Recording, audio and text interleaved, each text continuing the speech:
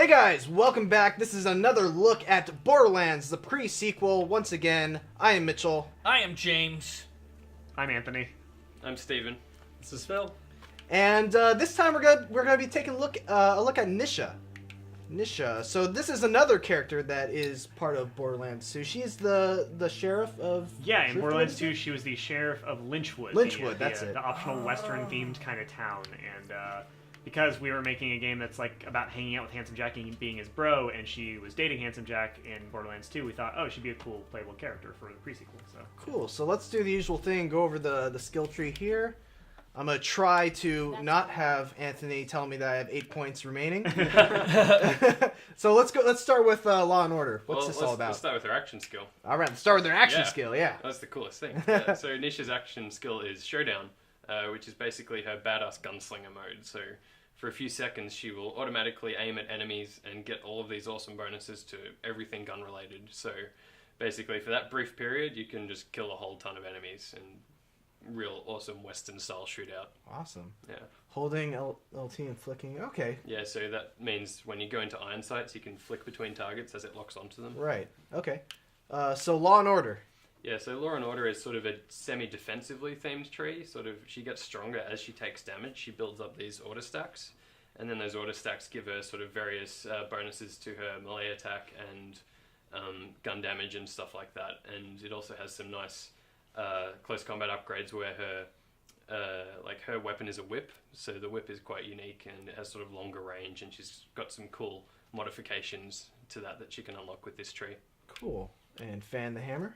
Yeah, Fan the Hammer is like a very gun-focused one, so the cool thing about this tree is she eventually unlocks the ability to dual-wield pistols, so she can have 2 of those. There's lots of cool things for,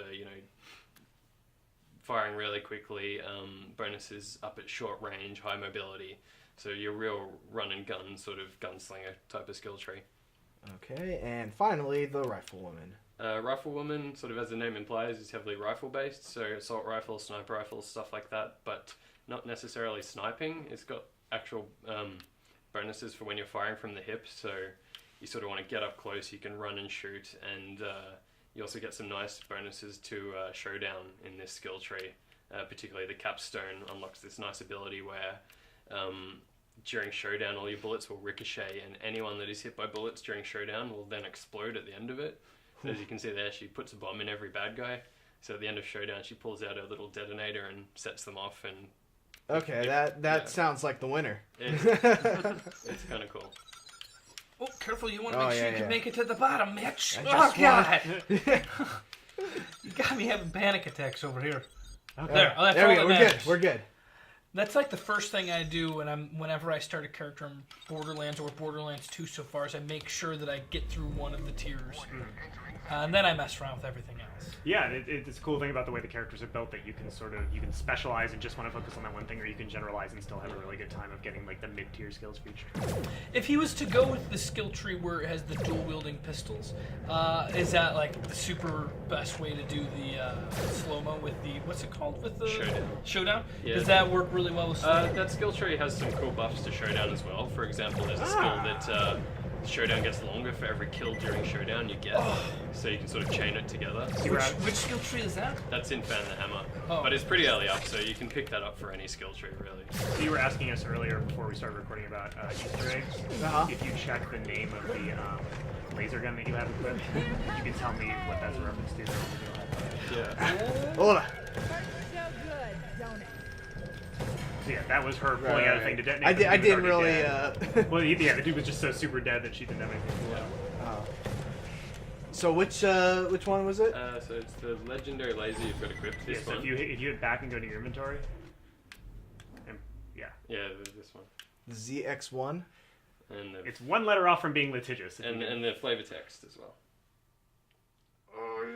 Come on, high fives is like a currency I where want we the come high from. fives. It's Zorg's gun. Yes! Yes! Give him a Give high them five. that. You Actually, earned just it. watched Well done. Development the other day. We'll Yeah. split that later, right? So yeah, not all laser guns do what this one does. So basically, Oh, so that's why I the bullets were going into. basically, Okay. the first bullet that replay hits, feature, yeah. it will then lock all subsequent shots onto that target. That's awesome. Okay. So yeah, we were talking about Easter eggs. Are there any Easter eggs that don't make it into the game? Like, what makes the cut, and why does it make the cut? Really, it's pretty laissez-faire. It's like if you feel like building a thing and then you just do it, nobody's gonna go, hey, take that out of the game unless it's something, horribly illegal or offensive or something like that. But nobody's ever done that because there's a pretty good pulse for that kind of thing. I mean, God, I don't want to talk about it specifically, but there is one Easter egg in this game that's just like, what? And the amount of work that it is. I know which one you're thinking. Yeah. Oh, that was pretty close, Mitch. Yeah. Should have double jumped. You can use your action skill because it's got a really short cooldown since it's so quick, so you don't need to hesitate to use it at all. And you can just hold the button down. You don't have to. So your crosshair just snaps onto them. At some point, you're gonna hit a guy and not kill him. So Yeah. that explode. I promise. If you come up against some tougher guys and they survive, then your little bomb thing kicks in. Oh, what's going on? Those dudes are made of ice. That's why they shatter. Oops. Splits into a couple of smaller ones.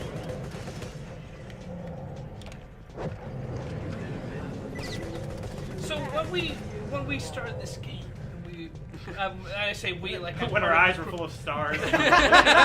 was the story of Handsome Jack a big inspiration of why we wanted this to be the title that we worked on?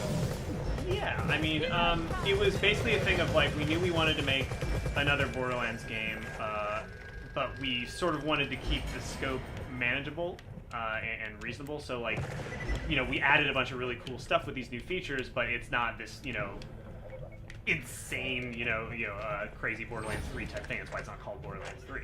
And so we thought, well, if we're doing that, then we should make sure that the narrative has something to it that is at least cool in its own way without promising, this huge epic continuation of the story. And people seem to like Handsome Jack, so it sort of started from there of like, okay, well, what if we went back to before Handsome Jack was dead and explored some different parts of the dude's personality, maybe even how to be a bro, and how to be your friend.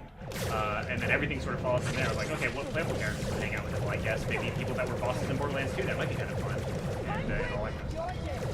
That's cool. So speaking of Handsome Jack, was it? There we go. Nice. Was it tough? I guess revisiting that character before he's what he is in Borderlands 2. I mean, he's such a big part of the game, and he's such an over-the-top character. Right. And it seems like I haven't played it a lot, but I did play it E3, and it seems like he's maybe a little more subdued.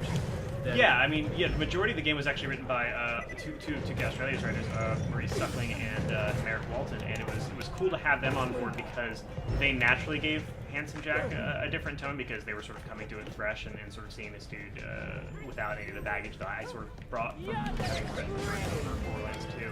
And they did a lot of the writing there, and they basically kind of wanted to make him a dude that's still kind of fun to be around as a dick, but essentially a decent person. He's nowhere near as mean as he is in Borderlands 2. He's not as aggressive and sadistic, at least not initially.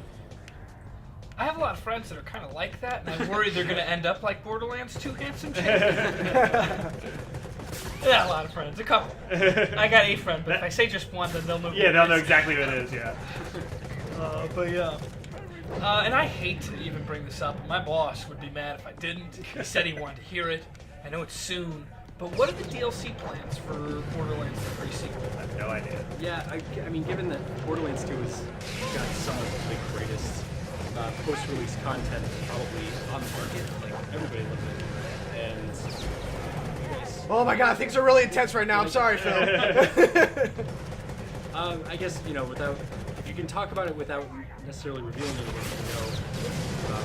kind of what the plans are. I mean, to give you the perfect non-answer, like we're thinking about stuff, but who knows really? Right. It's all thought at this point. Am I doing good? You're doing very good. Awesome. You're not dead. You're alive and they're all dead, so... Oh, that's so cool. Sorry, I know that sounds like masturbatory because again, like I didn't the vast majority of this game I didn't really write or have a lot to do with, so I just spent a lot of time just playing it as like a Borderlands fan. And so when I see stuff like that, it's like, oh, that's a neat thing, and I forget that I've had anything to do with it at all. What are these Moonstone Clusters? They basically replace Iridium. Okay. It's a new currency we've got because obviously it wouldn't make sense for Iridium to exist at this point because they'd only sort of just started to discover it. Mhm. So Moonstone is our new currency, and it's used for similar stuff as it was in Borderlands 2, and there's also some extra uses that it'll be used for, but we can't really go into that just yet. But it's definitely some cool stuff to use it for. His helmet. You can see him taking that whenever he's taking white damage like that. I like that. It reminds me of Total Oh, he just Arnold jumpy kicked me. Schwarzenegger. You were the second person to say that today, and I was so angry that I hadn't been saying Total Recall this entire press. But yeah, that guy had the jetpack that he just used to jump kick you, because isn't that what you would do if you had Yeah. a jetpack in low gravity? Sorry, I just want to watch him suffer a little because he jumped. Ah, God! Yeah, it's a Leave me cool thing. alone. There's so much more mobility for you and for the enemies in this game. You know, in Borderlands 2, psychos could only do so many things in terms of running at you and throwing buzz axes, but this time around they can just go, oh cool, you jumped up there to evade me, I'll just follow you. Yeah, I think in this game you don't trust cover as much because there's so many ways for the enemies to, you know, just come over the top and come at you. But that's the same for you. Like if they're hiding behind cover, you can just jump up and rocket launcher them from above. I think you got it. Come on. Come on! Come on, Mitch. I got it! Woo! Oh, run away! You thought you had me. Are there any flying funny. vehicles in Borderlands The Presequel? We've got the Stingray with that big jump, but that's big set. Yeah. That's right. Stay right there. Oh, it tastes good, right? Oh dear. Oh, gee. I think this might be the last big epic battle match, so don't fail us now. I won't. Oh, Mitch, You got it, you got it, you got it, you got it. Believe in yourself, believe in your dreams. Cat poster. It's because I believe! Yeah. Alright, let's do this. Man, what is happening? He's going quick. Bada boom! Nice. Oh yeah, you killed those two on the bridge. Yeah. That was, And didn't even look at them because that's what you're supposed I to think do. you could, once you fire at their helmets, can you just leave them? Yeah. They can't breathe? If you want to, you can just have the helmet's Look at this! Look at this! Oh, Oh, okay. he's, Yeah. he's still got to fight His like helmet will come back eventually, but they'll suffocate for a good while. Yeah. If nothing else, it's a nice dodge. Oh, is this the last guy? Over there. Mitch, you're next to a grip. Alright, let's just wait. Nice up here, explode. Boom! There you go. All right, that was pretty awesome. Alright, guys, well, that is Borderlands, the pre-sequel. Oh, God, I want to play so much more, but unfortunately, I think we are out of time. I want to thank everyone for allowing us to play this. One last time, do you guys want to introduce yourselves or outroduce yourselves? Outroduce with title and all? I was Anthony Burch. I was a writer before I became a ghost. I'm Steve Mander-Jones. I was one of the gameplay designers on this. Cool, and I am Mitchell, And I'm James. And I'm Phil. and we are GameFront. Thanks for watching. Don't forget to like. comment. And subscribe. Yeah, nailed it! Nailed it! 3 syllables from Phil this entire recording.